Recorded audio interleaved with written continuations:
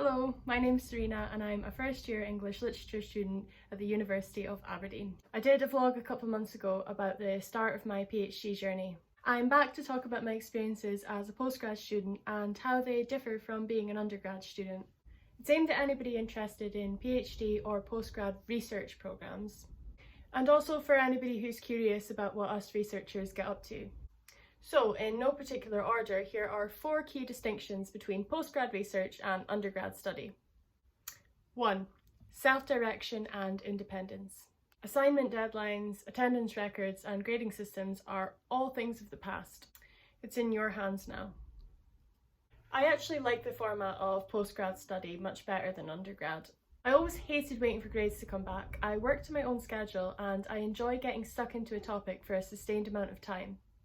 It's also great being able to have my supervisor read drafts of my work. However, if you struggle with procrastination or lack motivation, a research degree might not be for you. You don't have classmates or lecturers. If the highlight of your degree is contact with others within a classroom environment, it might be quite isolating. If this type of study doesn't sound appealing, remember there are always other options. 2. Research focus and depth. Your undergrad degree introduces you to a range of theories, approaches and topics. It gives you a good understanding of your field, transferable skills and tools to help you prepare for further study. Your research degree is much more focused and in-depth because you're training to become an expert in your field. More specifically, you are training to become an expert within a specific area of your field. So, for example, my research is focused on how autism is represented in 21st century narratives with a particular focus on environment. I'm now expected to have expert knowledge in disability studies and environmental criticism, which are specific areas within literary criticism.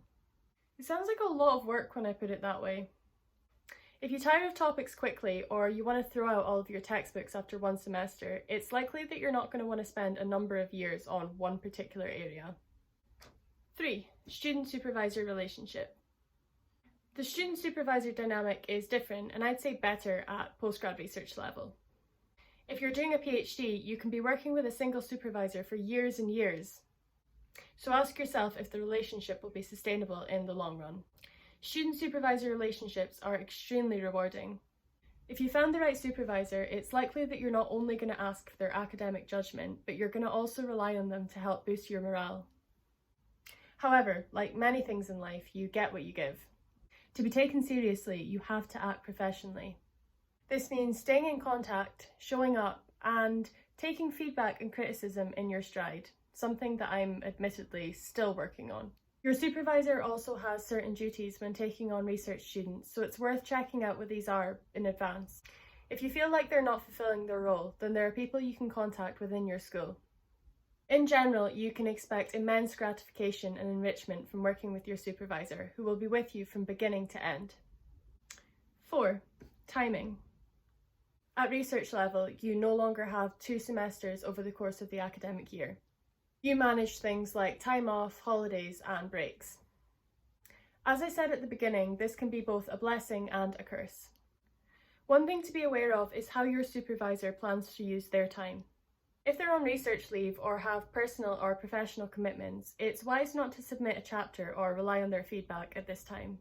Avoiding these pitfalls is all about staying in contact with them and making sure you're on the same page at all times. Conclusion. If you're thinking about doing a research degree, I hope you found this video helpful. Remember, this advice is based on my own situation, so don't substitute it for specifics.